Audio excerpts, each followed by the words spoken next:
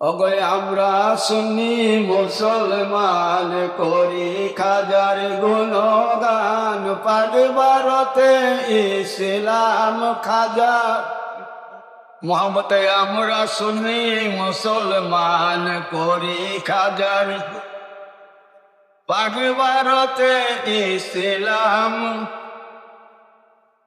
আসলেন খাজা ভারত বর্ষে প্রচার করতে নবীর দিন কত কষ্ট করলো খাজা বাবা মাইনুদ্দিন বলেন না সুবহানাল্লাহ।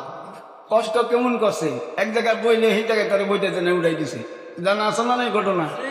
আর পানি লাগবো অজু করবো পানি সেই জায়গায় বলতেছে মুসলমানের হাতে ছোঁয়া লাগলে পানি না পাকে বলেন নাউজুবিল্লাহ। ওই যে চোরে গৃহস্থ চোরার পর আলমারি চাবি দিয়ে এই অবস্থায় আছে। অথচ হাদিস শরীফ আছে আমার সামনে তো হুজুর আছে যে সমস্ত বিধর্মীরে অপবিত্র, সমস্ত বিধর্মীরে। এই জন্য যারা মুমিন মুসলমান তারা তো খাওয়ান পাইলেই খায় না, যাত্রার দাওয়াতে গ্রহণ করে না। আর আমার মতো নইলে এটা তো যায় না পায়খানি বেয়ে পড়ে, এরকম আছে।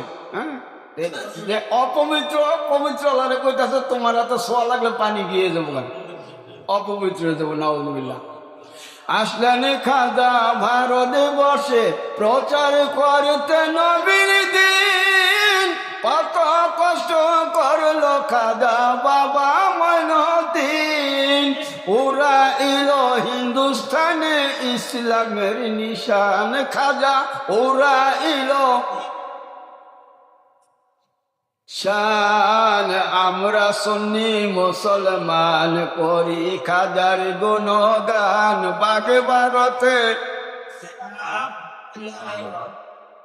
আমার কাছে একটা কিতাব আছে, এটা বাংলাটাই আমার কাছে আছে। কিতাবের নাম হলো আনিসুল আরওয়া, বাংলা হলো রুহের বন্ধু, আনিসুল আরওয়া। ওই কিতাবের লাস্টে কিছু বাণী আছে, সেখানে একটা আছে যে আরেফ কাকে বলে। আরেফ বলে তাকে যিনি দুই আঙ্গুলের মাঝখানে গোটা সৃষ্টি জগৎ দেখতে পারে। সুবহানাল্লাহ। আরেফ কাকে বলে?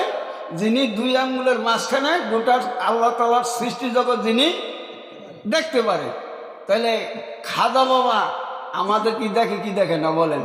তো যদি দেখে তো সেই খেয়াল নিয়ে মহব্বতে আর একটু বলেন অবয় আমরা সুন্নি মুসলমান করি খাজার পাক ভারতে ইসলাম।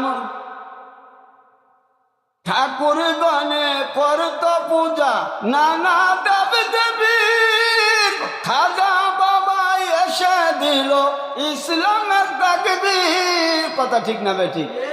অথচ যেই খাজা বাবা এই মূর্তি পূজা সেটা ইসলাম ধর্ম গ্রহণ করাইলো, আজকে মুসলমানের মধ্যে কোনো না কোনো ভাবে দেখা গেছে তারা আরো মূর্তি পূজার মধ্যে জড়িত হয়ে যেতেছে। আছে না নাই?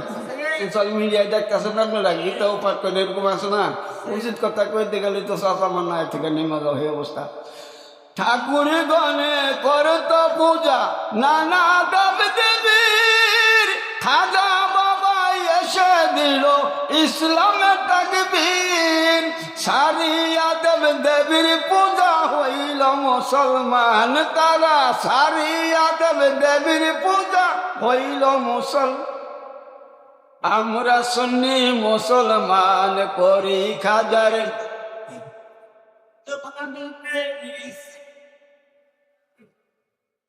আমি কেন শুরুতেই বলছি আমরা সুন্নি মুসলমান করি ওলি আল্লাহর গুণগান, যেহেতু এটা খাজা রজব চাঁদে খাজা বাবার বর্ষে এই জন্য খাজা বাবার নাম বলতেছি। কিন্তু মূল এটা ছিল আমরা সুন্নি মুসলমান করি ওলি আল্লাহর গুণগান। ওলি আল্লাহর গুণগান তারাই করে যারা সুন্নি মুসলমান। কারণ 72 ফেরকা আল্লাহরা ওলি আল্লাহর বন্ধু না দুশ্মন? হ্যাঁ, এই জন্য সিরাতুল মুস্তাকিম দেখো ওলি আল্লাহর পথ, এই পথে থাকিলেই মিলে খোদার নিয়ামত। বলেন সুবহানাল্লাহ। কারণ ওলি আল্লাহর পথে ওলি আল্লাহর সঙ্গে থাকার জন্য সূরা ফাতিহার মধ্যে আছে, এই বড় কোরআন শরীফে আরো আছে ওয়াকুনু সাদিকিন, তোমরা তাদের সঙ্গে লাভ করে যারা সাদিকিন। এই সাদিকিনের ব্যাখ্যা মুহাদ্দিসিনে কেরাম ওলি আল্লাহর কথা বলছে। সুবহানাল্লাহ। তাই তাদের পথে চলার জন্য আল্লাহ তাআলা নিজেই নির্দেশ করছে। এই পথের বাইরে চললে তো নিয়ামত পাওয়া যাবে না। এই জন্য এই অন্তরা সিরাতুল মুস্তাকিম দেখো ওলি আল্লাহর পথ, এই পথে থাকিলে মিলে খোদার নিয়ামত আখেরাতের কঠিন দিনে পাবি রে আসান মন তুই আখেরাতের কঠিন দিনে। আমরা সুন্নি মুসলমান করি খাজার গুণগান পাক ভারতে ইসলাম। আল্লাহর ওলির ভয় নাই কোন আছে কোরআনে জীবন মরণ করো অর্পণ অলির কদমে। বলেন সুবহানাল্লাহ। অলি আল্লাহর কদমে যদি আপনার জীবন মরণ অর্পণ করতে পারি, আমরা পারি, তাহলে আমাদের লাভ হবে না লস হবে? বলেন। এই ঘটনা আপনারা বহুতবার শুনছেন, হয়তো মনে থাকে না, যেহেতু রিসার্চ করেন না, গবেষণা করেন না, সবসময় আপনারা অনুধাবন করেন না, বিদায়গুলো আপনারা বুঝা যান। এই সূরায়ে কাহাবের মধ্যে আসহাবে কাহাবের ঘটনা আছে। সেই আসহাবে কাহাবের ঘটনার মধ্যে একটা কুকুরের, কোরআন শরীফ একটা কুকুরের নাম আছে, কুকুরের নাম হলো কিতমির। সেই কুকুরটাও জান্নাতে দেবো। সুবহানাল্লাহ। কি কারণে? সে কি একটা নামাজ কালাম বুজুর্গ ছিল?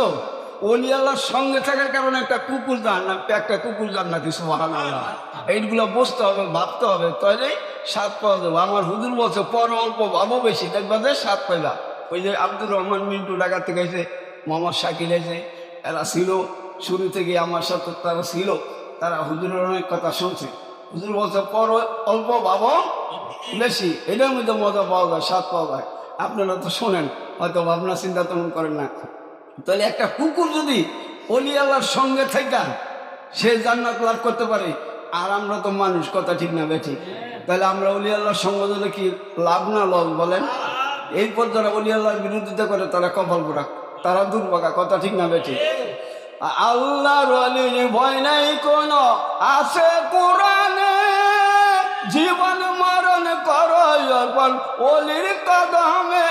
অদম ওয়াহিদ বলে নবী মিলে গাইলে দলিল বাবার শান। ওয়াহিদ বলে নবী মিলে গাইলে অলি আল্লাহর শান। আমরা সুন্নি করি খাজার পাক ভারতে ইসলাম খাজার অবদান গো। আমরা সুন্নি করি খাজার পাক ভারতে ইসলাম খাজার অবদান। শুকরিয়া আদায় করি, সকলে মহাব্বতে করি, আলহামদুলিল্লাহ।